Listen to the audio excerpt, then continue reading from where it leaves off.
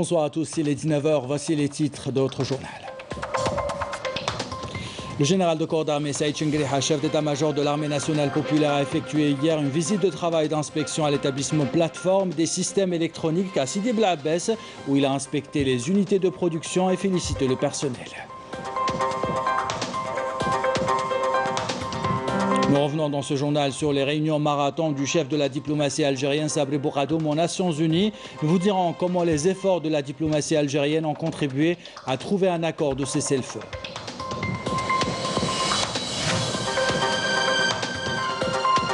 À Paris, notre ambassadeur a réuni les représentants du mouvement associatif, l'occasion de les féliciter de leur mobilisation pendant cette période de pandémie et d'évoquer d'autres sujets comme la réouverture de l'espace aérien et la participation aux prochaines législatives.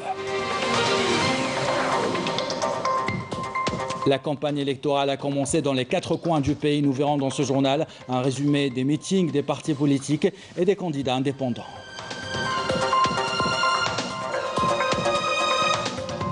Enfin, nous vous invitons à prendre de la hauteur, à monter à bord d'une cabine du téléphérique qui relie Blida à Shria. 7 km parcourus en 28 minutes pour apprécier les beaux paysages de la Métija. Voilà pour les titres. Bienvenue à tous. En continuité de sa visite de travail d'inspection en 2e région militaire à Oran, le général de corps d'armée Saïd Chengriha, chef d'état-major de l'armée nationale populaire, a effectué hier après-midi une visite de travail d'inspection à l'établissement plateforme des systèmes électroniques à Sidi Bel Abbès. Les détails de cette visite avec Amel Bouakba.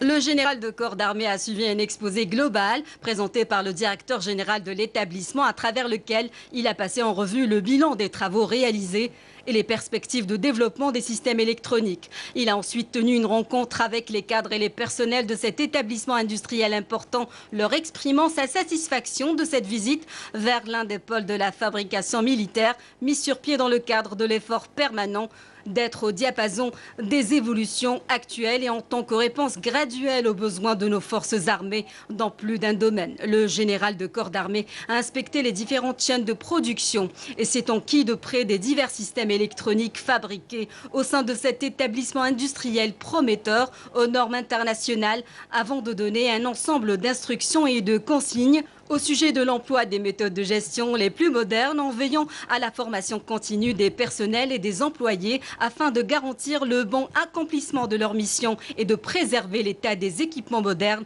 dont dispose l'établissement et leur maintenance périodique conformément aux standards du fabricant. الشباب الجزائري خصوصا في الميدان تاع التكنولوجيا ما نقدر غير نشجعكم في العمل نتاعكم. ننتظر منكم الكثير، ننتظر منكم الجدية والمواصلة في العمل، ونفتخر باللي عندنا إطارات شابة جزائرية يلحقوا المستوى هذا.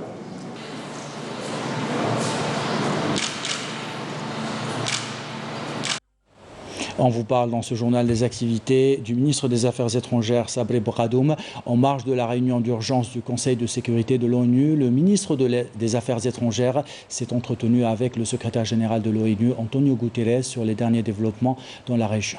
Le chef de la diplomatie algérienne s'est également entretenu avec la vice-secrétaire générale de l'ONU, Amina Mohamed. Sabri Bourgadoum s'est entretenu avec son homologue maldivien également, Mohamed Shahid.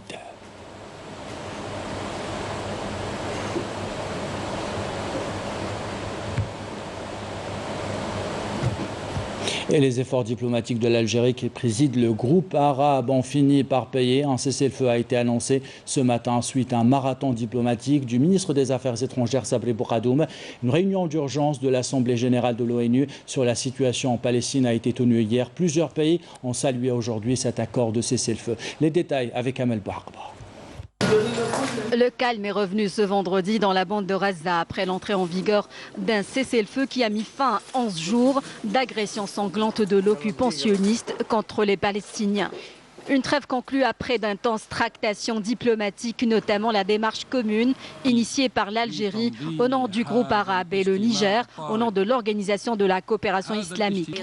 Des initiatives qui ont permis de convoquer hier une réunion d'urgence de l'Assemblée générale de l'ONU sur la situation en Palestine. À cette occasion, le ministre des Affaires étrangères, Sabri Bourgadoum, avait appelé à partir de New York le Conseil de sécurité et la communauté internationale à assumer leurs responsabilités. Pour l'Algérie, la question palestinienne ne peut être réglée qu'en traitant les causes profondes du conflit. La fondation des Nations Unies date d'il y a 76 ans, durant lesquels la cause palestinienne est restée la seule constante dans nos agendas et pour laquelle des centaines de résolutions ont été adoptées, lesquelles ont toutes affirmé les droits immuables et indiscutables du peuple palestinien à l'autodétermination et leur droit au retour à leur foyer, à leur terre. Où en sommes-nous de l'application de la résolution numéro 181 ? Qu'en est-il de la conférence de Madrid pour la paix tenue il y a 30 ans, ainsi que des accords d'Oslo? Où en sommes-nous des centaines de résolutions adoptées par le Conseil de sécurité? Partons de la résolution 242 de 1967 jusqu'à la dernière résolution 2334 de 2016. Durant toute cette période, l'entité sioniste a colonisé 85% des terres palestiniennes. C'est pour cela que nous restons pleinement convaincus qu'il n'y a pas d'autre solution à la cause palestinienne qu'une prise de position ferme et courageuse afin de mettre fin à deux choses, l'impunité devant les condamnations et les sanctions et la colonisation des terres palestiniennes. L'accord de cessez-le-feu a été salué par de nombreux pays et organisations. Le secrétaire général des Nations Unies, Antonio Guterres, a estimé que les dirigeants israéliens et palestiniens ont une responsabilité au-delà du cessez-le-feu, d'entamer un dialogue sérieux pour s'attaquer aux causes profondes du conflit. Même réaction de l'Union européenne qui s'est félicitée de cet accord. Idem pour le chef de la diplomatie américaine qui a annoncé qu'il se rendra dans la région dans les prochains jours pour rencontrer des responsables israéliens, palestiniens et régionaux. Les bombardements israéliens contre les Palestiniens ont causé destruction et catastrophes humanitaires dans la bande de Gaza. L'Agence des Nations Unies pour l'aide aux réfugiés palestiniens a déclaré que sa priorité était d'identifier et d'aider les personnes privées d'abri dans l'enclave palestinienne dont le nombre dépasse les 75 000 personnes.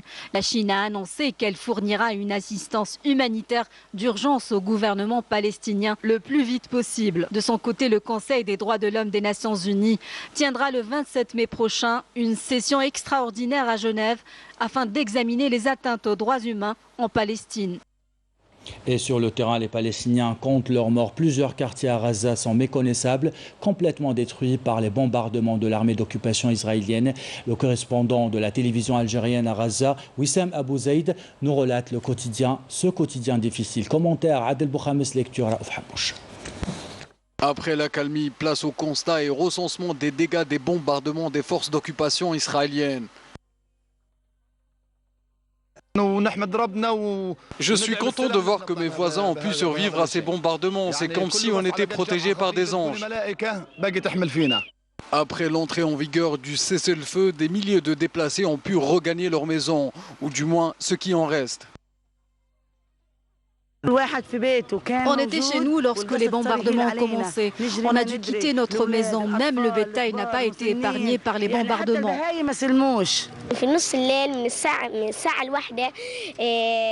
À minuit, on a été secoués par les déflagrations des bombes. Notre peur a grandi en voyant nos maisons nous tomber sur la tête. On s'est retrouvés à l'hôpital pour soigner nos blessés.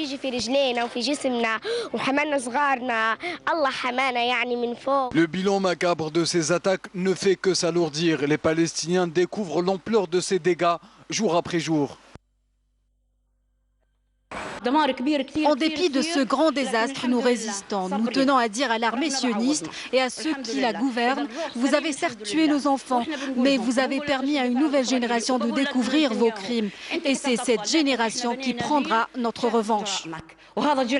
Les Palestiniens savent bien que ce n'était là qu'une bataille d'une longue guerre pour obtenir l'indépendance.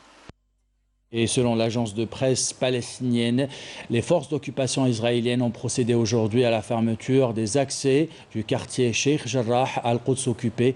Des barrages ont été installés par les forces d'occupation pour empêcher la circulation des Palestiniens au sein du quartier alors que les colons ont été autorisés à circuler librement.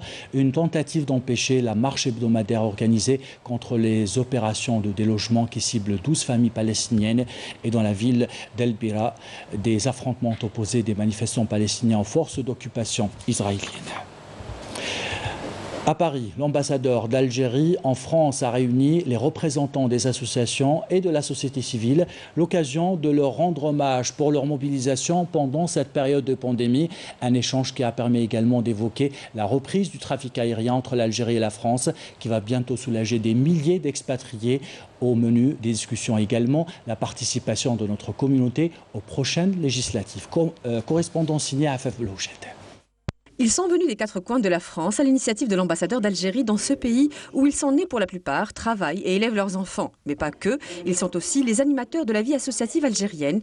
Une réunion qui intervient au lendemain de la décision d'ouverture partielle des frontières aériennes de l'Algérie. Les gens ont marqué leur satisfaction suite à la décision de rouvrir les frontières, de faire en sorte qu'il y ait près de 5 vols quotidiens à partir de la France, c'est-à-dire de Paris, Lyon et Marseille, à destination d'Alger, Oran et Constantine, dans une première étape.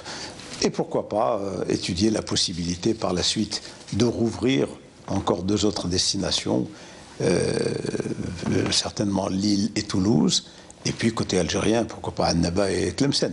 Donc nous faisons ça étape par étape. Des informations et des remerciements à ces associations et à travers elles, toutes celles qui ont constitué un des maillons de la grande chaîne de solidarité algérienne mise en lumière par la crise sanitaire. Une solidarité envers le pays d'origine, mais aussi entre concitoyens, de l'appel lancé par Hunter Dawood à la fédération de tous ces acteurs. Nous sommes quelques millions, semble-t-il nous sommes un peu plus de 5 millions qui sont établis ici en France. Nous représentons quelque chose comme le 6e ou le 7e de la population algérienne globale et les fédérer, les mettre en réseau pour pouvoir apporter un plus, pour pouvoir apporter quelque chose de significatif à notre pays, c'est le rêve de tout Algérien. Créer de plus en plus de passerelles avec la rive sud, c'est-à-dire avec notre pays, l'Algérie, et initier des projets autour de la formation, de la recherche, des expériences communes, d'accord, et permettre aussi aux chercheurs et enseignants algériens aussi de venir partager avec nous des expériences dans les domaines qui les intéressent. Ce que j'ai retenu, c'est qu'il y a un renouveau. Donc il y a un renouveau qui s'opère, il y a de nouvelles perspectives. Il y a aussi la question du futur, il y a aussi la question de la jeunesse. Un message à la jeunesse appuyé par la plus ancienne association algérienne en France, à savoir la Fédération FLN de France, qui se dit prête à passer le flambeau. Et aujourd'hui, ils sont en train de faire tout pour passer le flambeau à cette jeunesse et on leur demande de s'organiser, de constituer une force qu'il va falloir qu'elle compte dans ce pays parce qu'ils sont des binationaux.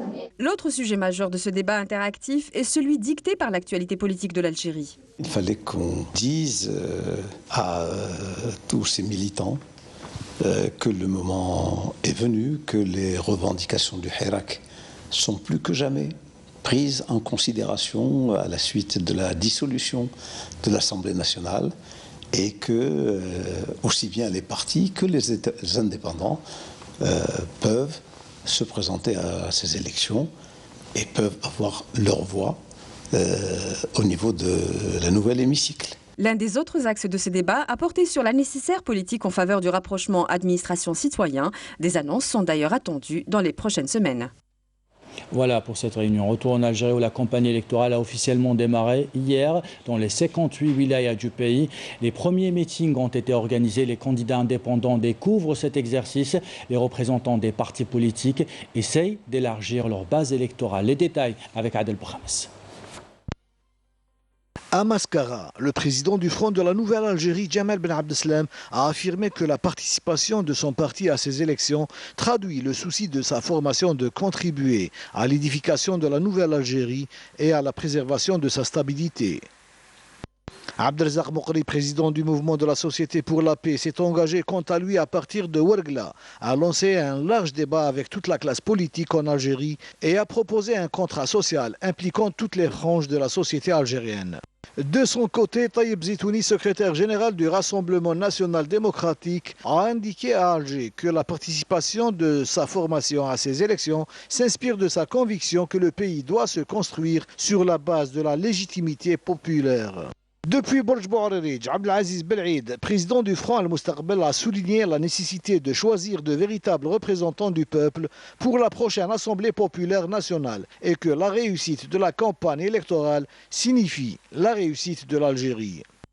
Le secrétaire général du parti Front de Libération Nationale, Aboul Fadl Badji, a fait état à Alger de l'attachement de son parti à la réussite de l'échéance électorale du 12 juin prochain. Kamal Ben Salem, président du Parti du Renouveau algérien, a expliqué à Alger que son parti a choisi comme slogan de campagne « Originalité, efficacité et renouveau » avec des listes composées de jeunes compétences. Lors d'un meeting qu'il a animé à Ain Defla, Filali Rouini, président du Parti Al-Islah, a appelé les Algériens à participer en force au prochain rendez-vous électoral pour venir à bout de la crise multidimensionnelle dans laquelle se débat le pays. Belkacem Sahli, secrétaire général de l'Alliance nationale républicaine, a indiqué à partir de Tiaret que son parti s'est fixé 5 objectifs à atteindre par le biais de la prochaine échéance électorale, à commencer par le choix des compétences pour renforcer les institutions de l'État. Le secrétaire général du mouvement Nahda était à Alger, où il a affirmé que l'objectif escompté du prochain rendez-vous électoral est d'associer le citoyen à la prise de décision et que c'est aussi un moyen pour passer des marches pacifiques aux institutions de prise de décision. De son côté, le Front de la Justice et du Développement a indiqué par la voix d'un de ses membres, Lakhdar Ben Khellaf, avoir lancé leur campagne électorale depuis la place de la Liberté de la Presse à Alger, afin d'envoyer un message fort à l'ensemble du peuple algérien que ses prochains représentants au Parlement continueront la lutte pour atteindre les objectifs fixés par le parti. Et parmi les messages martelés par les candidats aux prochaines législatives, la nécessité de réunir tous les efforts pour construire la nouvelle Algérie. En voici un autre résumé signé Adel Boukhams. Le président du parti Saout al-Shab, Lamine Osmani, a indiqué à Alger que son parti participe aux élections législatives du 12 juin pour opérer un changement global à la hauteur des aspirations des citoyens. Le président du mouvement Al-Bina Al-Watani, Abdelkader Bengrina, a affirmé à Batna que la participation de sa formation politique aux législatives confirme la position constante et forte du parti face à la crise politique qui a failli emporter le pays. De son côté, Djilali Sofiane, président du parti Djil Jadid, a affirmé à Alger que la participation au prochain rendez-vous électoral est un pas sur la voie du changement. Un rendez-vous à ne pas rater pour amorcer le changement, mais aussi pour éviter au pays de s'enliser dans les problèmes. Lors d'un meeting animé à Alger, la présidente du parti Tajamou' Amal Jazair, Fatem Zohra Zerwati, a affirmé que le programme électoral de sa formation politique reposait sur la construction et la valorisation de l'homme. Aïssa Belhadi, président du Front de la Bonne Gouvernance, a affirmé que les Algériens sont appelés à participer en force aux élections législatives pour accompagner et faire aboutir le processus de la transition démocratique et l'instauration de la nouvelle République. Le président du parti Al-Wassit Siyasi, Ahmed Laroussiroui, a mis l'accent à partir de Sidi Bel Abbas sur l'importance d'impliquer les jeunes dans le processus de prise de décision en leur donnant la possibilité de représenter le peuple dans les assemblées populaires élues. Reda Ben Wennan, président de l'instance chargée de la gestion des affaires du parti Tala' al-Hurriyat, était à Alger, où il a déclaré que les prochaines législatives représentent un prélude pour l'édification d'un état de droit et de démocratie.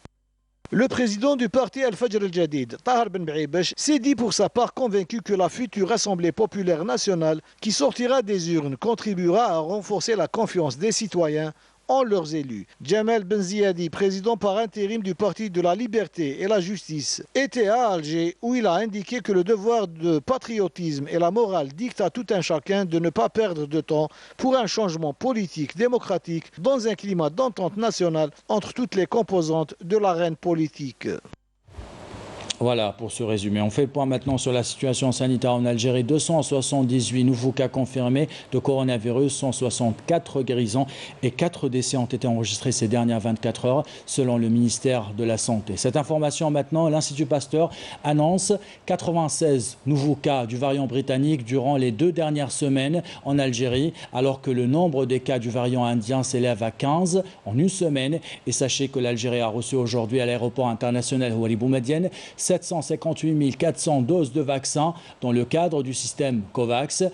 L'Institut Pasteur avait réceptionné mercredi dernier un lot de 170 000 doses de vaccins et compte recevoir 500 000 autres lundi prochain, ce qui porte le chiffre global des doses reçues en une semaine à 1 428 400 doses. Selon le ministère de la Santé, la réception d'un autre lot important de vaccins est attendue pour juin prochain. Et toujours en rapport avec cette pandémie, le Conseil de paix et de sécurité de l'Union africaine tiendra demain une session ministérielle présidée par l'Algérie qui sera consacrée à la problématique de l'accès du continent africain au vaccin anti-Covid-19. La réunion sera présidée par le ministre des Affaires étrangères, Sabri Bourgadoum. Comme chaque week-end, on vous donne des nouvelles des startups. Nous écoutons ce soir 2 fondatrices de Permakids, une jeune start-up qui renoue ou qui invite les enfants à renouer avec leur milieu naturel. Regardez. Bonjour, c'est Safia Imen, cofondatrice de Permakids. C'est une jeune entreprise à impact social et environnemental qui vise à reconnecter les enfants à leur milieu naturel et les faire gagner en autonomie. Et ça à travers des sorties, des programmes pédagogiques et des ateliers en plein air au rythme des saisons et des enfants. En tant que micro-entreprise, le marché algérien est ouvert aux nouvelles initiatives et nous avons reçu un accueil favorable dans le secteur que nous investissons, celui de l'éducation environnementale et du développement durable. Mais le seul inconvénient, c'est que l'écosystème économique algérien n'est pas encore prêt à accueillir des sociétés qui s'inscrivent dans l'économie sociale et solidaire. Pour nos perspectives, nous contribuerons à préparer l'éco-citoyen de demain et à faire partie de la solution. Inch'Allah. Et vous pouvez nous suivre sur les réseaux sociaux, sur permakids.dz. Tout à fait autre chose à présent. À Mostaganem, la campagne nationale de pêche du thon rouge sera officiellement lancée le 28 mai. 22 thoniers sont mobilisés, parmi eux Siraj, qui a quitté hier le port de Mostaganem en direction des eaux internationales entre Malte, l'Italie et la Tunisie pour pêcher le quota algérien de thon. Les détails avec Adel Boukhams. Doté d'un matériel moderne conçu spécialement pour la pêche au thon. Avec un équipage composé de jeunes compétences nationales, le thonier Siraj largue les amarres, direction le large, pour entamer la campagne nationale de la pêche au thon rouge.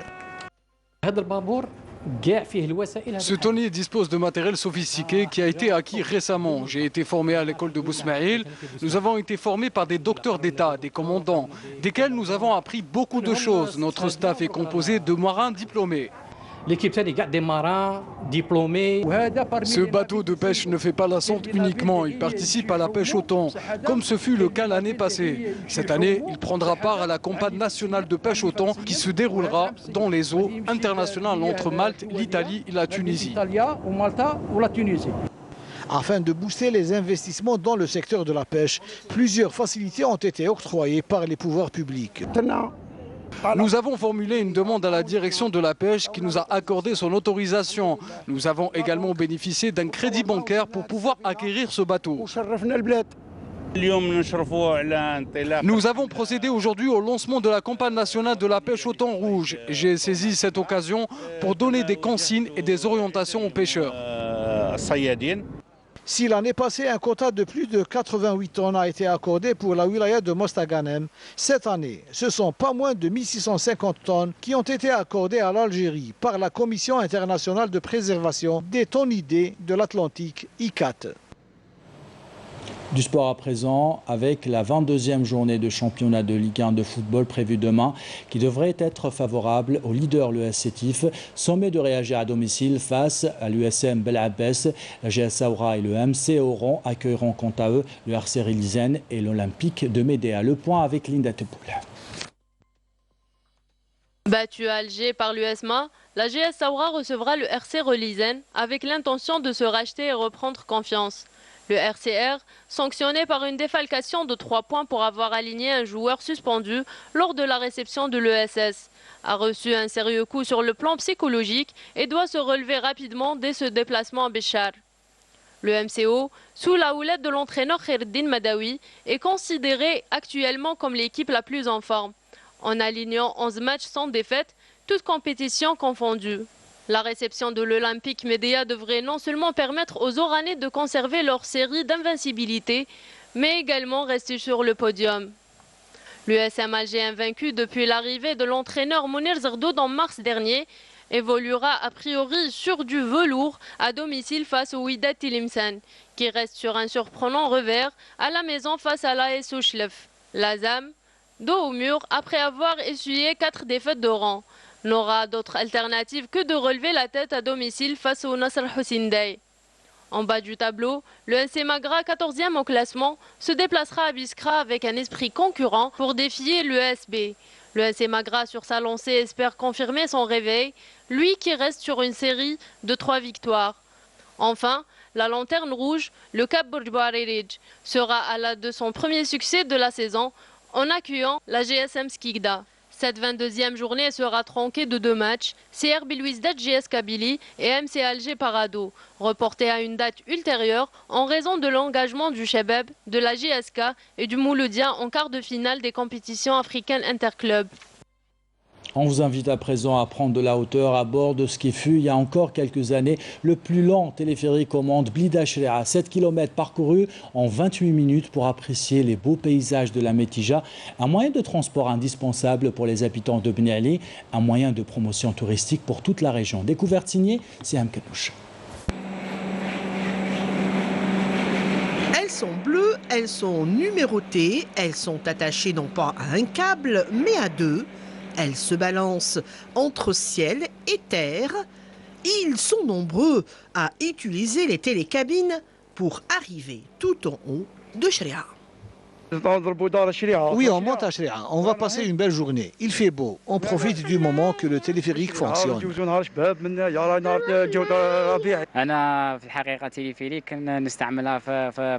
Pour moi, le téléphérique, c'est important. Je pratique la marche à pied. Et très tôt le matin, je marche jusqu'à Bni Ali. Et je redescends dans la télécabine. Avant, je prenais des taxis. Cela me revenait très cher. Mais avec le téléphérique, la descente de Bni Ali me coûte 50 dinars seulement.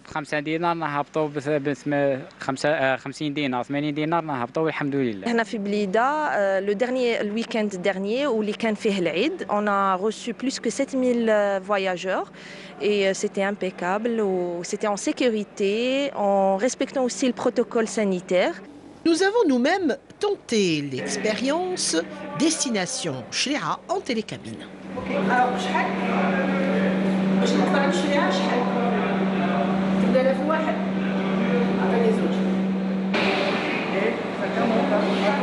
Nous nous trouvons entre la gare de Blida et la gare de Bni Ali, intermédiaire. Et ce qu'il faut savoir, c'est que la télécabine de Blida, qui fait plus de 7,5 km, a été pendant plus de 20 ans, pendant près de 20 ans, la télécabine la plus longue du monde. Donc l'Algérie, dans les années 1986, a construit un exploit technologique qu'est la télécabine de Blida Shria, qui a été recordman du monde pendant près de 20 ans de longueur de télécabine. Il s'agit donc de 2 grands circuits avec 3 stations, celle de Blida, celle de Shria et une station intermédiaire, Bni Ali, là où nous avons visité le poste de conduite, histoire de comprendre comment ça marche. Cabine, qui est une première tronçon, qui est 57 cabines, deuxième tronçon, 46 cabines. Parce que là, le premier tronçon, elle a le deuxième tronçon. C'est pour ça le nombre de cabines à Blida. Et si à Blida, la matinée était plutôt brumeuse, là-haut à Shria, le soleil se donnait à cœur joie.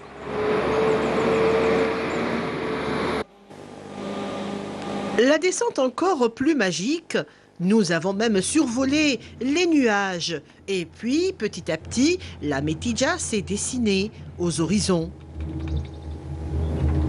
28 minutes sur 7,5 km de câble. un moyen de transport attractif, écologique et très pratique.